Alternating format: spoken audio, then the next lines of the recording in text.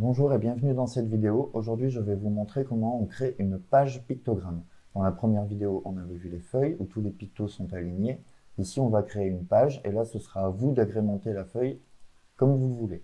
Alors voilà, ici, je vous ai fait un exemple. On va essayer de le refaire ensemble. Donc d'abord, on va importer les pictogrammes, voir pour ajouter du texte, afficher le nom en dessous des pictogrammes. On verra pour copier une image. On va aussi aborder la notion de calque avec un pictogramme et ici un cercle rouge. On verra comment les superposer. On va aussi aborder la notion de flèche, comment créer des flèches, comment les orienter. Et on verra aussi pour ajouter des petits graphismes. Et pour finir, je vous apprendrai à modifier la couleur de vos pictogrammes. C'est parti, je vais tout de suite cliquer ici sur Paramètres, Utilisateur avancé, Nouvelle page, Page vide. Si vous vous trompez, vous allez atterrir ici sur la feuille, sur la page des feuilles pictogrammes justement, et c'est pas ce qui nous intéresse, on va cliquer ici sur Page vide. Ma nouvelle page s'est ouverte ici, on peut la prévisualiser, je vais tout de suite lui donner un nom, et je vais l'appeler Handball. Je vais commencer par importer mes pictogrammes, donc quand j'arrive au handball, je vais taper ici, alors je vous remontre, je vais cliquer sur afficher les pictos, nom du picto handball, et je vais prendre celui-ci. Il est bien arrivé en haut à gauche de ma feuille, je peux le prévisualiser. Et je continue, je vais importer tous mes pictogrammes. Quand j'arrive au handball, je dis bonjour. Quand j'arrive au handball, je dis bonjour. Je mets du manugel. Alors pour mettre le manugel, je vais vous montrer. Je vais cliquer ici sur n'utilisez pas de catégorie. Utilisez cette catégorie. Sur la barre ici latérale, je vais cliquer sur Covid-19. J'efface mon mot-clé. Et là, j'ai tous les mots qui concernent le Covid-19 qui apparaissent ici. Pour être plus précis, je pourrais taper désinfectant. Et je tombe ici sur le manugel. Alors le nôtre ressemble un petit peu à ça, je vais prendre celui-ci. Quand j'arrive au handball, je dis bonjour, je mets du manugel. On va aller voir un petit peu, on va remonter, on voit que nos pictogrammes sont bien arrivés ici. Pour travailler plus facilement, je peux cliquer ici sur Zoom. Et je vais mettre à 50%. Là, je vais commencer à disposer mes premiers pictogrammes. Donc, on va laisser la page en verticale, en portrait. Si j'avais voulu changer, j'aurais cliqué ici sur Orientation, Paysage. Aujourd'hui, je vais laisser en portrait. Si je veux travailler proprement, je peux afficher une grille. Moi, j'aime bien la travailler en mettant 100 points. Donc, je vais cliquer sur les trois petits points ici. Je vais sélectionner, je vais mettre 100. Et ça vous permet d'aligner vos pictos proprement. Mais j'avoue que je ne l'utilise pas beaucoup. Moi, je vais remettre ça au centre. Et je vais raconter mon histoire. Donc, au handball, je dis bonjour. Je mets du manugel. Alors, deux possibilités. Soit l'enfant accepte de mettre le manugel, soit l'enfant refuse de mettre le manugel. Donc, je vais copier et coller mon pictogramme. Donc, je vais cliquer une fois dessus. Je reste appuyé sur CTRL et je fais CV. J'ai dupliqué mon pictogramme. Je vais le mettre ici à gauche. Soit l'enfant refuse de mettre du manugel, dans quel cas il devra aller s'asseoir un petit coup sur le banc. Bon, j'invente, hein, c'est pas du tout comme ça que ça se passe, mais c'est pour imager. Donc, si tu refuses de mettre du manugel, tu peux pas participer à l'entraînement, tu devras aller t'asseoir sur le banc. Si tu acceptes le manugel, tu pourras aller t'asseoir au centre du terrain. Au centre du terrain, on a un gros rond rouge, donc on va essayer de taper cercle. Voilà, je vais cliquer dessus, double-cliquer pour le mettre sur ma page. Si tu acceptes le manugel, tu pourras aller t'asseoir dans le rond rouge. Voilà, donc maintenant ici, on va dire que mon histoire est racontée et j'aimerais lui mettre des flèches pour que l'enfant forcément puisse suivre le chemin du scénario social. Deux possibilités, je pourrais cliquer ici sur les grosses flèches en 3 dimensions. Je vais créer une flèche comme ceci. Je vais effacer les couleurs parce que je ne la veux pas rouge. Je la voudrais plutôt aux couleurs du club orange. Donc on voit ici que ma flèche est bien devenue orange. Je pourrais lui mettre un cadre noir comme ceci. Augmenter l'épaisseur du cadre en cliquant ici. Et éventuellement changer ce trait pour un trait d'union. C'est pas les flèches que j'utilise le plus. Les flèches que j'utilise le plus, souvent, ce sont celles-ci. Je vais cliquer ici sur la ligne. Je vais dessiner ma flèche. Je vois que je rentre dans les fenêtres de propriété. Donc, ma flèche, qu'est-ce que je vais faire? Je vais lui ajouter un bout. Bon, 3 points. Un style de flèche. On voit que le bout est arrivé ici. Si j'avais voulu le mettre ici, j'aurais mis style de flèche, 3 points à droite. Et je vois que mes 3 points sont arrivés ici en bas. Comme tout à l'heure, je pouvais ici mettre en trait d'union, mais je vais laisser plutôt en solide. Je vais laisser la flèche en noir. Et je vais cliquer sur OK. Voilà, j'ai ma flèche qui est bien apparue ici. Si je veux travailler plus proprement, je peux zoomer un petit peu dans mon document. Je vais mettre à 75%. Je vais sélectionner ma flèche. Je vais rétrécir un petit peu ce pictogramme ici. Je vais cliquer une fois dessus. Je me mets sur le petit carré rouge. Je baisse la taille de mon pictogramme.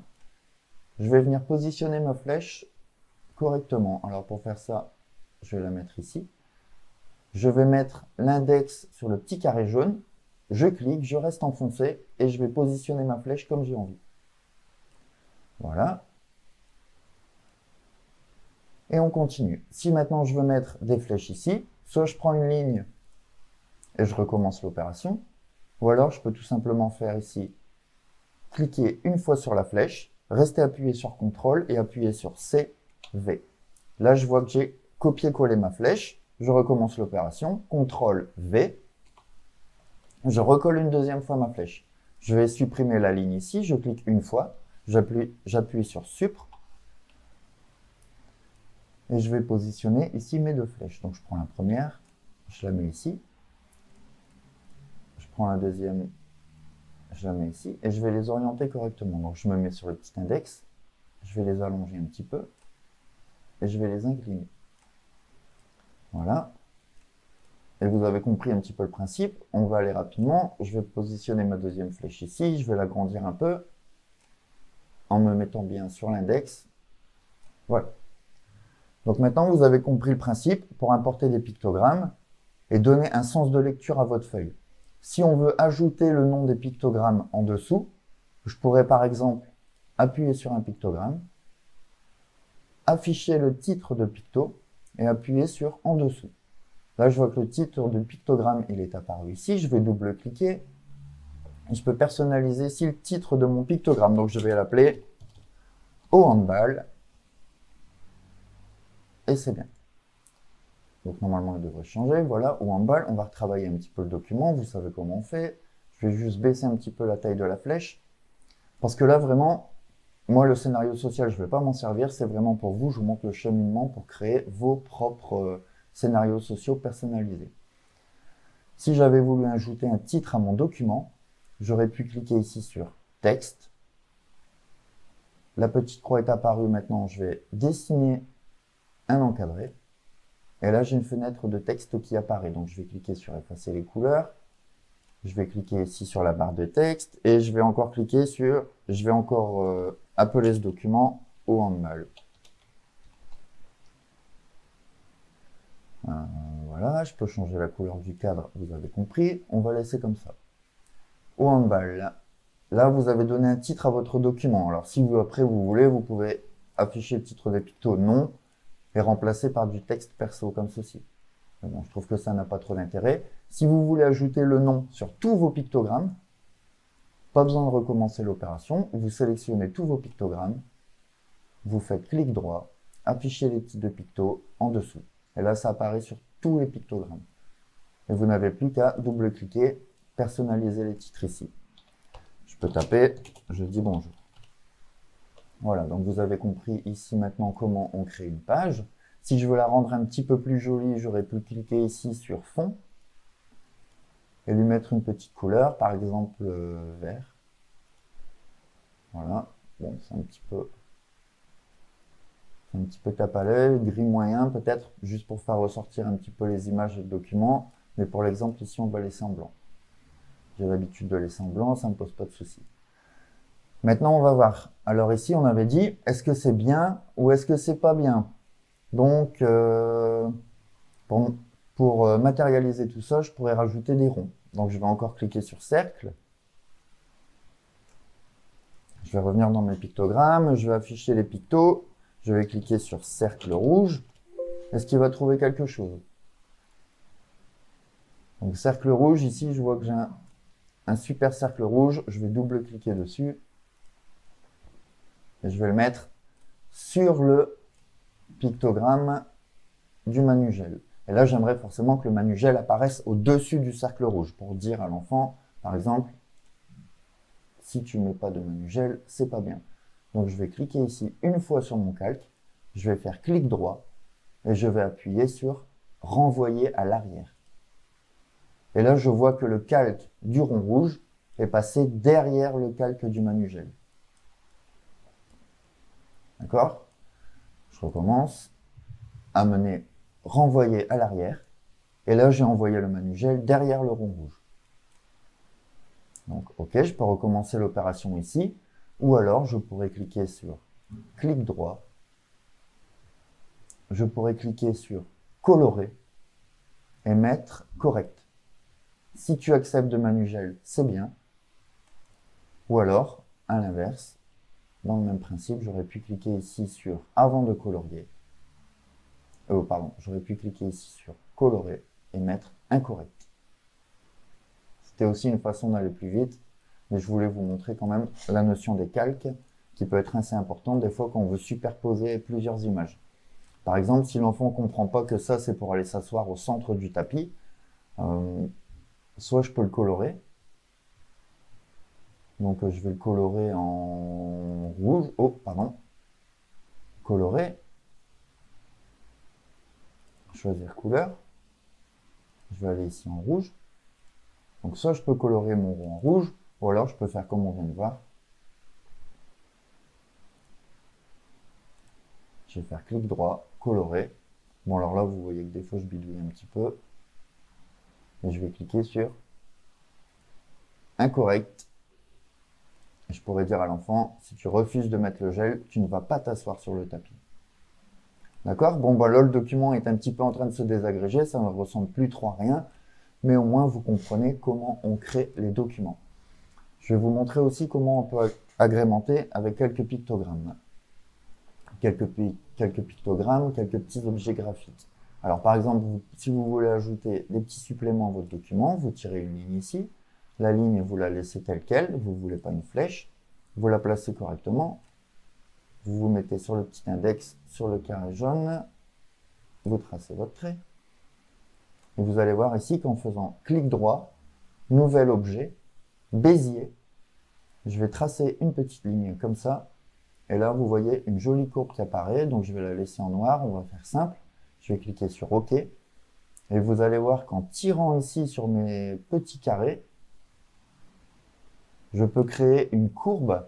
Donc, à partir d'une tangente, hein, vous voyez qu'en fait, là, c'est une tangente. Et en tirant dessus, moi, j'arrive à modifier mon document pour créer des formes particulières, très personnalisées. Personnellement, j'avoue que je n'utilise pas beaucoup, mais il faut savoir que c'est possible. Ensuite, je peux cliquer ici sur Nouvel objet. Et je peux cliquer par exemple sur Arc pour créer un fromage. Donc, toujours le même principe. Je crée mon encadré, j'efface les couleurs, j'en choisis une nouvelle. Si je veux le mettre noir, c'est comme ceci, avec un cadre rouge. OK. Et après, c'est toujours le même principe. Vous pouvez donner un nom à votre pictogramme, le renvoyer à l'arrière, le colorer, changer la taille du cadre. Donc ça, c'est notre petit fromage. On va le laisser ici. Ensuite, qu'est-ce que je pourrais vous montrer? Un picto timer, toujours pareil. Je clique sur le petit bouton du timer qui est ici. Je clique, je dessine mon cadre. Là, je vais ajouter mon horloge. Je voudrais que ça dure 30 minutes. Je vois ici ma zone rouge qui s'est bien mise sur 30 minutes. Je vais cliquer sur OK. Si vous avez besoin de personnaliser, c'est ici. Et moi, je vais laisser sur OK. Donc là, je vois bien mon timer qui est apparu 30 minutes. Si je veux importer une photo depuis mon ordinateur, ça se passe ici. Je vais cliquer sur photo. J'accède ensuite à mes documents. Donc je vais toujours pareil, je dessine. Je clique ici sur photo. Ouvrir photo et là vous allez chercher une photo qui existe dans vos documents. Vous lui vous pouvez la renommer ici. Et vous cliquez sur OK, votre photo apparaîtra ici. Voilà, je pense qu'on a déjà vu pas mal de choses. Vous pouvez encore insérer un QR code. Et si je voudrais vous montrer une dernière chose, je vais afficher les pictogrammes. Je vais reprendre le même exemple. Je vais cliquer sur chevalier et je vais vous montrer comment on modifie la couleur des pictogrammes. Alors imaginons ici que je fasse un jeu au handball sur le thème des chevaliers. Ou sur le thème des chevaliers, et je voudrais leur mettre un petit peu de orange pour bien assimiler les chevaliers aux couleurs de mon club. Alors ici, je vais faire un clic droit. Alors, pardon, je me suis trompé, je vais double-cliquer. Et je vais cliquer ici sur Avant de colorier.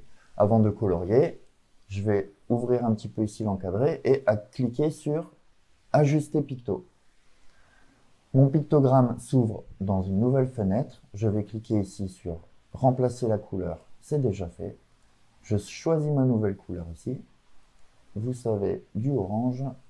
OK. Et là, j'ai la petite croix qui apparaît. Je sélectionne sur la zone où je veux modifier la couleur. Je vais changer la couleur de la lune. Je clique une fois. Et vous voyez que la couleur est bien devenue orange. Je recommence l'opération. Je me remets bien ici sur Remplacer la couleur. Je suis toujours sur le orange. Et je clique sur le pantalon. Le pantalon est bien devenu orange. J'appuie sur OK. Je me rends compte, en cliquant sur OK, que j'ai oublié de mettre les chaussures en orange. Je redouble-clique. Je reclique sur Ajuster pictogramme.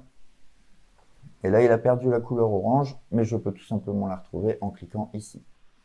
Je reclique sur Remplacer la couleur. Je vais sur les chaussures. Et je recommence mon opération. Maintenant, vous savez comment personnaliser vos pictogrammes complètement. Je vais cliquer sur OK et voilà, vous avez créé votre premier document. Dites-moi dans les commentaires si vous voulez d'autres tutos. Je pourrais éventuellement vous montrer comment on crée un double. Ciao, ciao!